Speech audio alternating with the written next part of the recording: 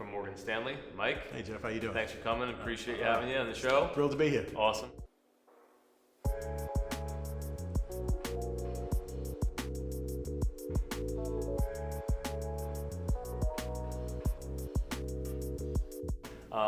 One thing we brought Mike on the show for really is showing the dynamic between having multiple hats in business. So Mike, you are a financial advisor at Morgan Stanley. That's correct. And also co-owner of BNI in Manhattan. Manhattan BNI, yes. So you wear two hats. I do. Two big hats, I'd say, right?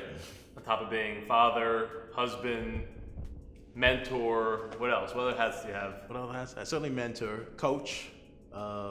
Also, I mentor children on finance. Okay. So what part of financing? What do you? I teach young children about understanding money and the basic principles of money, how to create a budget, how to save, and how to build, make sure you don't use credit unwisely. Sure.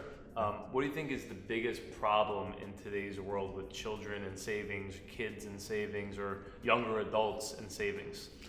I think the biggest problem in general is that we're the microwave generation. And so people are thinking everything should happen quickly.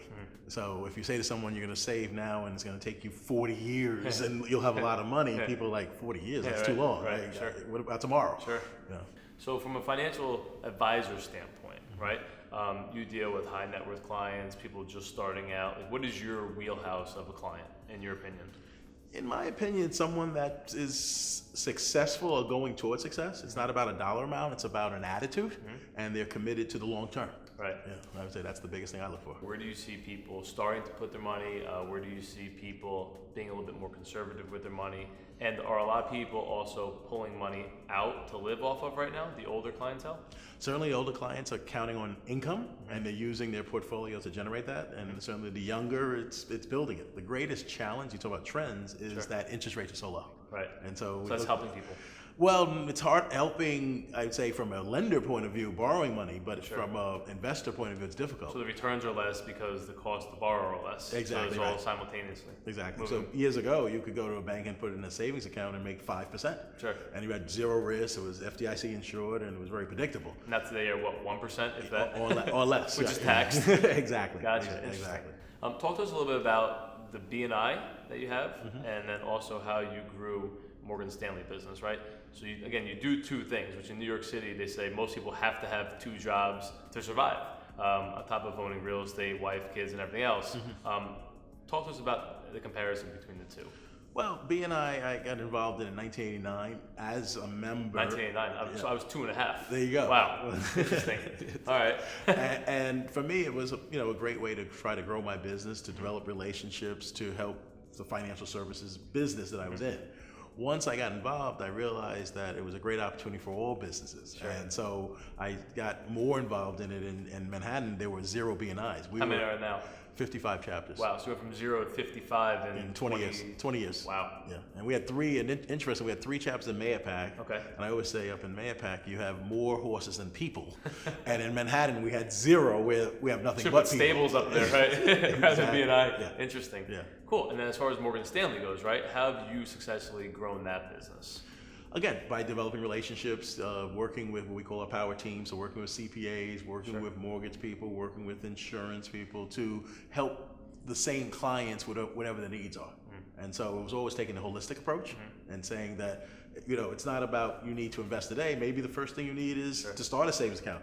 Maybe the most important thing in your life is having some kind of insurance to protect your family. Right. So it was not ever looking about what's the primary product. It's understanding the person and their needs. So at what point should someone reach out to you, right? Do they reach out to you when they're in kindergarten, like, hey, I want to have a piggy bank, or do they reach out to you when they're about to go to college because they need now figure out how they're going to pay for college, or is it after college or after they start their career? What do you think is the best bet? The best bet typically is once you get into the work world, we can then start to plan, but I think the lessons I teach start as young as 6th grade. Wow. And sixth grade? 6th grade. And those you're talking just basic principles, and what I always say is we're exposing the kids or young adults to the concepts.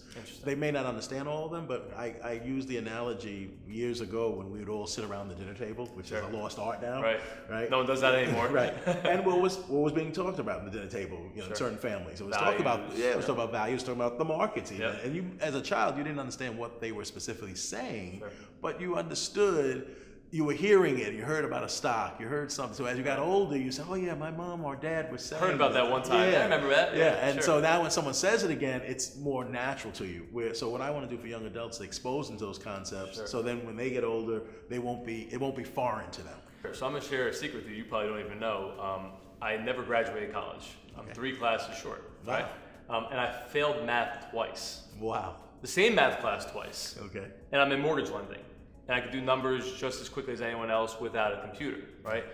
So I like to say I'm the example of, if it's relative and it makes sense and I can implement it into my everyday life, that helps me survive and become a better person and provide for my family and friends and those less fortunate, I'm all in, I'll figure it out. But even math, like learning the Pythagorean theorem, who needs to know that? It doesn't come up. So my whole thing is like, all right, well, come into school, teach these kids how, once they get out of college, how to get good debt to survive, how to get the better credit score so then they could borrow money at a cheaper cost. All things that I learned over the last decade, I was never taught in college. Exactly. So I think that's something that over the future we're going to be able to work no, together on, absolutely. build that program out to really help those that are in need of that. 'Cause that's where I see the biggest shortcomings on my side of the business. Well, I classify you as a pioneer. I truly do.